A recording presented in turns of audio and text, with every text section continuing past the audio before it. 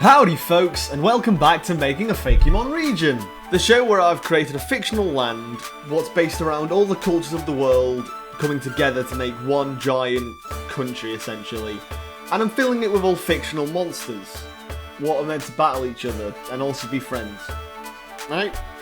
So last episode, it was kind of a special because I got 100 subscribers, thank you everyone. It was basically a mega episode with like 15 different designs, all of which I tried my best to have inspirations from Japan and the culture and the food and the likenesses and all that stuff. Since then, however, I've been thinking, and I've been thinking hard. It's not a thing I do so common, which is why I've struggled a lot. This is like 3 weeks to do this episode. Now, as I keep mentioning, this isn't specific, even though I do keep saying it's a Fakemon or a Pokemon thing. It's a CidalMon thing. It's my original game based around Pokemon, right? In the sense of, if I was to ever use these characters, probably wouldn't be best for me to say these are Pokemon rip-offs, right? They're their own original characters. They're my OCs, basically, right? So I was thinking, if I was to make a Pokemon-like game, well, the main thing what obviously I needed to consider was the types. Types are one of the most important things in Pokemon. It's what determines a Pokemon. Is it going to be useful? Is it going to be weak? Is it going to be strong? What moves will it learn? Most of what a Pokemon is simply determined by its type alone. Maybe I'm exaggerating a little bit, but either way, as of now, Pokemon's got around 18 different unique types, and I was looking at all of them, and well, just thinking of my own type balances for all these CidalMon. I've been remaking a type balance for all these Fakemon. And remaking all this type balances, I've created a bunch of new types. I've removed a few types, I've edited some types, and the episode after this is more than likely going to be a relatively larger episode of me going through all the different types in this CidalMon thing and explaining to you what all these types mean. But either way, in the process of making all these new types, I made one what I thought would be just fun to show off in an episode, this episode. Now, when making a region based around all the world's concepts and cultures, I knew from the beginning I had to include at least one cyberspace area. Like, you remember in the Pokemon anime where Ash, went into a PC and Pigeon caused a bunch of kids seizures? I remember that. I can never forget. Essentially like that. I like the idea that a bunch of scientists, a few years ago in this fictional world, they created a VR cyberspace area. I'm saying this out loud. If you've watched Futurama, it's exactly like that episode where they all go on the internet, but like the internet isn't just on a computer. They're physically inside the internet, and they're like, it's basically a virtual world what you can actually go into. Again, like digital. There's a lot of fictional digital worlds in culture. So whilst thinking about this digital world, I then realised that, well, last episode, I already created a digital mascot character, Pixukoto. Feel free to check that episode out if you want to, I'm really proud of it. So I then realised, if I've got one digital character, and then I've got an area based around the digital space, what you can physically go into, why not just, go full out into there and just make a bunch of cyberspace monsters? And so, after thinking about it long and hard, I decided to make the brand new type, Pixel type. The type given to monsters, specifically created in this cyberspace to at least serve some sort of purpose. I suppose that the ideology is that, in the lore of this universe, they created all these monsters originally to serve some sort of purpose, like, you'll soon see, like sending emails, showing emotions. Most of them are rather just proof of concepts that pixels can be living organisms, or just pixel monsters to actually serve a purpose whilst people were in that digital space.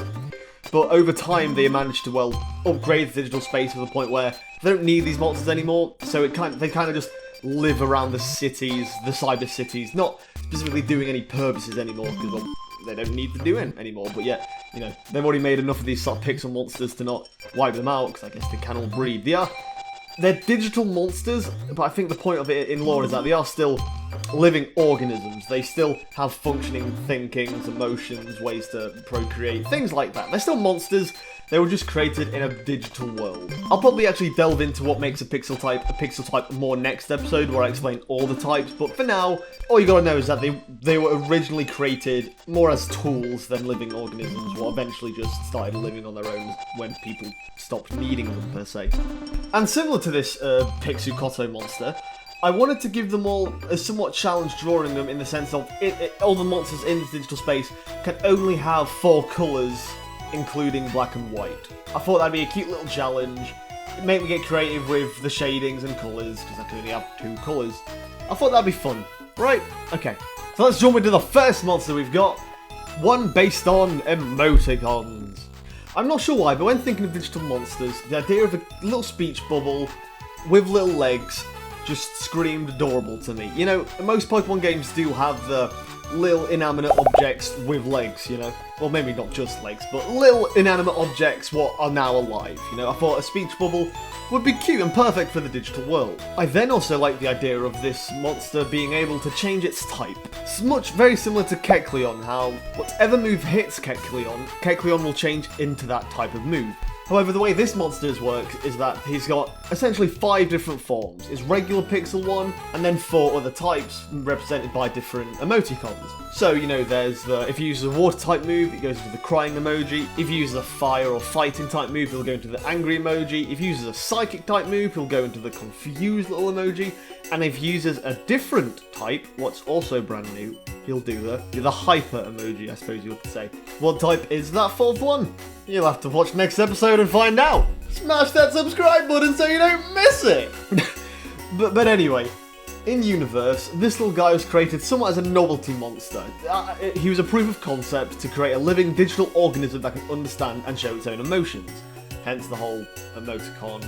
You know, I guess it used to also, I guess, send messages or something. Not detailed messages, but literally just, I am sad with you, or I am angry with you, or I'm in love with you, or, you know, they're like sending cards on Valentine's Day, you know?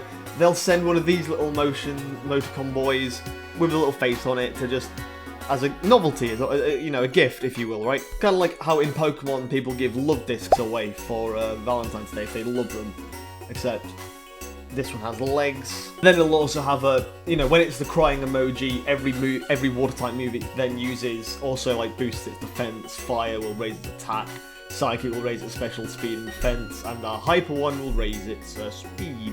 But either way, yes, all these guys are Sentimany. Their name comes from sentimental, which means, you know, showing exaggerating emotions, which that's their whole point. And well, just literally many. It literally means many emotions, right? I will admit, I did kind of cheat with these guys, how the rules for their colouring was I can only use 4 colours, 2 of them being black and white. I did still keep to the 4 colours, but I didn't use any blacks. I just used a really dark shade of yellow. I feel like that's fine, right? It's still only 4 colours. It gets the point across either way. Anyway, now we're going to the dark side of the internet. The second internet was discovered, people obviously wanted to find ways to screw people over with it. Malware, viruses, adware, malware, Trojan software. I did IT for 2 years, I know what I'm talking about. So similar to making the emoticon monsters, this guy seemed like an obvious idea that if I'm making a digital space, I kind of needed a virus monster, right? I like the idea that, you know, people created this monster specifically to try and capture and destroy data, because I guess in this digital world, data is a literal format. You know, you can pick up an actual MP3 files, you know, empty out an actual document in this actual digital world. You can feel them. So I guess this monster's purpose was he was created to specifically corrupt them and destroy and consume the data. I like the idea that a couple years ago, when this monster was first created, it actually looked a lot different, but due to the fact that it was created to self-replicate incredibly quickly and reproduce incredibly quickly, to the point where it literally, essentially evolved to look this way, you know, very quickly. I like the idea that it was created to just self-replicate and be easily controllable, but due to it self-reproducing incredibly quickly and evolving over a very short time, it managed to evolve a much smarter brain, however, with the drawback of it can't replicate itself as quickly, you know. So it got a lot smarter, but now it replicates a lot slower. So it's still a threat, because it's now a much smarter threat. It's just a less common threat, which I guess is like modern day viruses, right? And I also kind of cheated with its colour, with the colour drawback thing again, in the sense of I used technically 5, 6 colours here, I think. When editing and colouring this monster, I like the idea that, you know, near the bottom of it, its body is fully corrupted. I like the idea that maybe it originally did have legs, but it's all corrupted down there. It's all just, you know, pixelated sludge at this point. So because of that, I inverted some random patches on its skin. The idea that, you know, it keeps corrupting and uncorrupting itself. It is just a living hazard. You can tell where it's gone because it will just leave a trail of corrupted data in its wake, you know. It'll leave like a black trail of just inverted colours and just pure mess. So, technically that's what it is, but it's, you know, I feel like that's fine because it makes sense for the actual monster. So, don't have any comments saying that I cheated. I know what I'm doing. You just gotta trust me on this. But anyway, yes, this is Vilerus, a mix between villain, virus, and vigorous, which means to be, you know, if you're very vigorous, you're very thorough, very sturdy, very hard to remove. I kind of made him on purpose to look all awkward and corrupted, because he is meant to be a monster what wasn't actually... He shouldn't look like that, he shouldn't be corrupted. I like the idea that maybe he was an actual monster, but like people got hold of him and corrupted his data to turn into this poisonous corruption monster thing. He looks awkward, he's just a... He's Vilerus. I hope you all like it. But anyway, so now we're going to leave the dark side of the internet and come out on a quite happier side with birdies. Carrier pigeons. A species of pigeon what apparently, sadly, went extinct not too long ago. A pigeon what was used heavily in the war to send messages because, you know, they could fly. I believe they're homing pigeons. Pigeons what can... I'm not fully sure how they can do it, but they can pinpoint exact locations like their nest and know constantly at all times they know where they need to go and find it. I think it's something like that. If you want to do your own research, feel free to. It's quite interesting. I just didn't have as much time as I'd like to do this episode. But either way, so in a digital world, I love the idea of there being a flying little carrier pigeon what carries emails back and forth. Maybe had a little postman hat, you know, like it had an actual purpose and job to carry little letters back and forth. I thought that'd be really cute and fun, so that's what I did. So again, this one was created specifically to just carry messages back and forth. Similar to the Emoticon monster where it would send a face back and forth, but this one could actually, I guess the idea was that this pigeon could actually pick those emoticons up and drop them, but actually just send actual full-on emails and letters. And although we've upgraded to the point where we don't really need them anymore, I feel like, again, it's somewhat of a novelty to still, like, you know, people still get letters from these pigeons in the digital space still. I didn't intend to give it a little postman hat, because I thought, like, you know, giving animals clothes wasn't exactly necessary. However, when drawing the pigeon, I couldn't help myself, and I just gave it a little hat, and I realised how adorable it looked. So I had to give it, okay, I had to.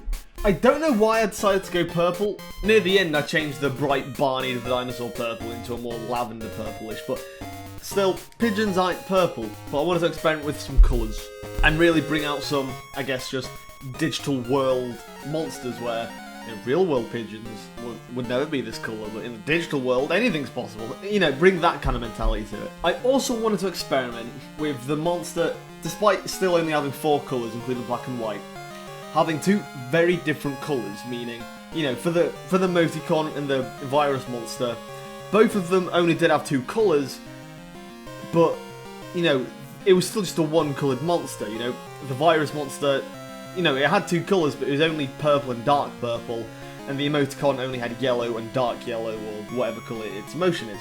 So for this one, I actually wanted to give it 2 colours and experiment with shading, despite not actually having any others. You know, it only had 2 colours, yellow and purple, and I couldn't add any dark purples, light purples, or light yellows. You know, if you've seen my previous videos, you know that I'm a sucker for shading. It's arguably the thing what I do most to the design. I add a lot of shading, arguably most of it what's not actually needed, or even makes theoretical sense given where the light source is coming from. It's probably bad shading, but I still add a lot of it. You know, everything kind of looks, even the fire or like things like eyes will have a bit of shading.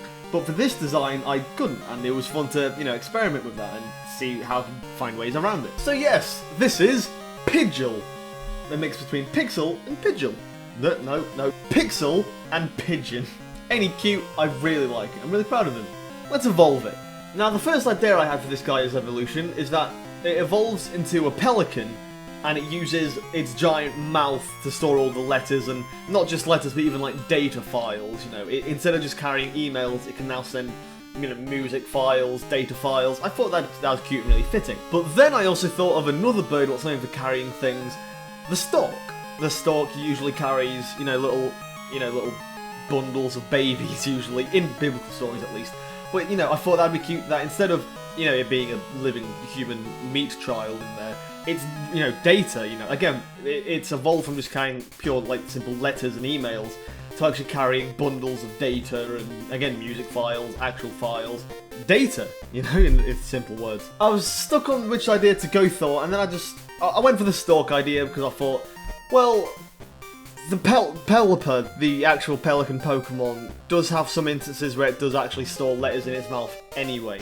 However, I'm 100% down to add a pelican in the future and maybe make it like a 3-stage evolution. I was originally going to, but I was a bit tight for time for this episode, so again I left it out. I will probably revisit some of these monsters at some point and give them some evolutions and pre-evolutions and some things eventually. But for now, this is the 2-stage. But again, let me know if you'd actually like to see a pelican one, because again, I'm totally down to make them a 3-stage. We don't have that many 3-stage evolutions in this entire series yet, but you know, I'll obviously be adding some more eventually. I also like the colours for this one again, because instead of going purple and yellow, I went for purple and light blue. The light blue to just colour in the data sack, which obviously meant I had a lot of, you know, I couldn't colour in its beak, or its legs or tummy yellow. So again, I had to, you know, try and think about it and try and get around shading it, and you know, I'm really happy with how it turned out. I did something different. I really struggled on its tail for some reason. I just couldn't get it down. I mean, I struggled on its wings and its pose a little bit at first, but yeah, it doesn't matter. But the tail, I couldn't figure out what to make it, so I thought, it's a Postman stalk, I'll make it a letter opener. So maybe that's what it, if it can't get into a data sack to deliver it, maybe it, you know, cuts it open, or maybe it is just a self-defense thing. They are fighting monsters after all.